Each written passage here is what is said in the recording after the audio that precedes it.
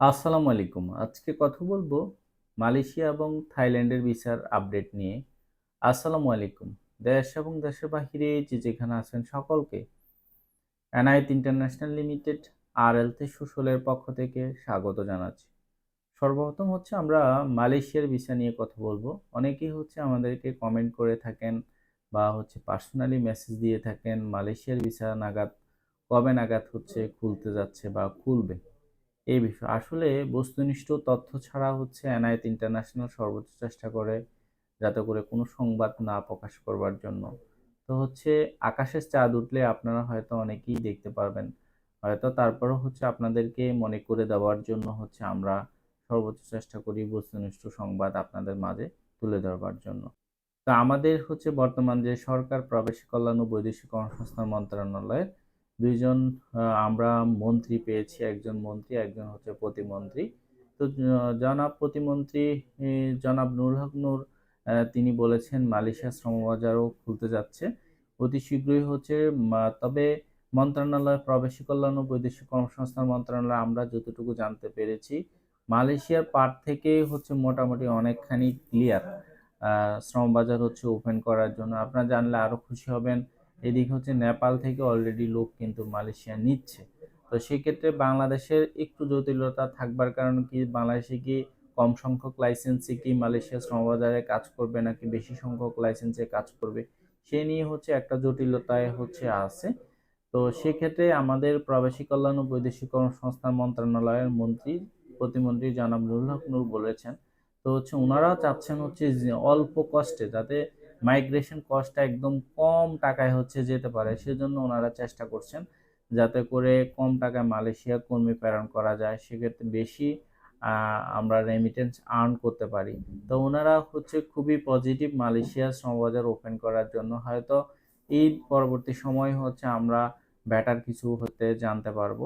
তো আপনাদেরকে এই মুহূর্তে অনেকেই হয়তো পাসপোর্ট কালেক্ট করছে বা হচ্ছে নেওয়ার চেষ্টা করছে, এইগুলা থেকে বিরত থাকবেন। মালয়েশিয়া শ্রমবাজার যদি ওপেন হয় আপনারা বিভিন্ন প্রিন্ট মিডিয়া ইলেকট্রিক মিডিয়া মাধ্যমে সরাসরি হচ্ছে জানতে পারবেন, কারণ এই শ্রমবাজার হচ্ছে আমাদের সকল প্রবাসীরা হচ্ছে চেয়ে আছে এই শ্রমবাজারের দিকে। তো সেই ক্ষেত্রে এই শ্রমবাজারটা ওপেন হলে আপনারা সরাসরি জানতে পারবেন। কোনো এজেন্সি বা হচ্ছে কোনো দালালের পায়ে তারা হচ্ছে এই মুহূর্তে পাসপোর্ট বা হচ্ছে সিরিয়ালের জন্য আপনি অর্থ প্রদান আগে আসলে আগে পাবেন এই ধরনের চিন্তাধারায় থেকে বিরত থাকবেন বা একটু দূরে থাকবেন। মালয়েশিয়া আপনি যখনই ওপেন হবে প্রয়োজন হচ্ছে আপনারা 1 মাস পরেই পাসপোর্টটি জমা করবেন। এতে করে কি হবে আপনি জানতে পারবেন হচ্ছে আসলে কোম্পানিটি কোন কোম্পানিতে যাচ্ছেন কি আসল বিষয়। এখন আপনি না জেনে হচ্ছে মালয়েশিয়া একটা পাসপোর্ট জমা করলেন বা হচ্ছে 50,000 টাকা জমা করলেন, এতে করে হচ্ছে ওই এজেন্সি আপনাকে আটকিয়ে রাখবে। তো সেই ক্ষেত্রে এই জিনিসগুলা থেকে আমরা বিশেষ করে আমরা যারা এজেন্সি আছি রিক্রুটিং এজেন্সি আছি আমরা বিরত থাকি। আমরা হচ্ছে অ্যাকচুয়াল যেটা প্রবাসী ভাইদের হচ্ছে আসলে সহজ এবং সমীকরণে কিভাবে হচ্ছে বিদেশ প্রেরণ করতে পারে সেদিক হচ্ছে আমাদের সকলেরই চিন্তা করা উচিত। আমি বলবো হচ্ছে রিক্রুটিং লাইসেন্স সহ হচ্ছে আমাদের প্রবাসগামী ভাইয়েরা, বিশেষ করে মালয়েশিয়া প্রবাসগামী ভাইয়েরা, আপনারা হচ্ছে এই দিকগুলো চিন্তা করবেন। চিন্তা করে হচ্ছে এই মুহূর্তে আকাশে চাঁদ উঠলে আপনারা জানতে পারবেন। কারো কাছে পাসপোর্ট জমা করবেন না। পাসপোর্ট জমা তখনই করবেন যখন সরকার ঘোষিত বিভিন্ন প্রিন্ট মিডিয়া ইলেকট্রিক মিডিয়ার মধ্যে জানতে পারবেন। তারপরে হচ্ছে হুট করে সংবাদ আসছে আবার বন্ধ যে কোনো টাইম হয়ে যেতে পারে, অ্যাটলিস্ট 10-12 দিন অপেক্ষা করবেন। ওপেন হওয়ার 10-12 দিন অপেক্ষা করে তারপর আপনি পাসপোর্টটি জমা করবেন। বা ফ্রি মেডিকেল নামে যেগুলো বলছে ফ্রি মেডিকেল টেস্ট চলছে, এইগুলা টোটালি করবে না। মালয়েশিয়া কোনো রকম ফ্রি মেডিকেল এই ধরনের এগুলো হচ্ছে না বা হচ্ছে এগুলো হওয়ার কোনো চান্সেস নেই। তো সেক্ষেত্রে আপনারা সতর্ক থাকবেন।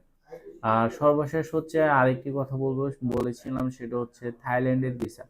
তো থাইল্যান্ডের ভিসা হচ্ছে অনেকেই এই পাসপোর্ট কালেক্ট করতেছেন, ভিসা দিচ্ছেন, ওয়ার্ক পারমিট আসছে, এই ধরনের হচ্ছে মার্কেটে একটা গ্রুপ আছে এইগুলা নিয়ে কাজ করছে।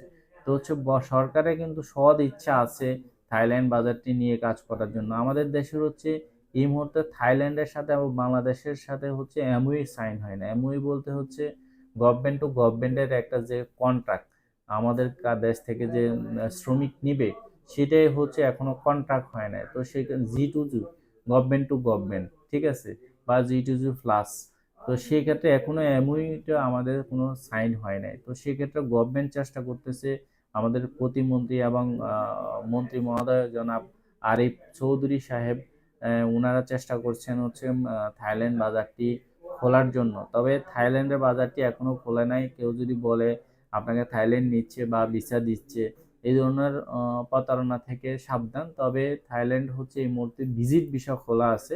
তবে কোনো রকম হচ্ছে কন্ট্রাক্ট ওয়ার্ক ভিসা ছাড়া আপনারা কোথাও মুভ করবেন না।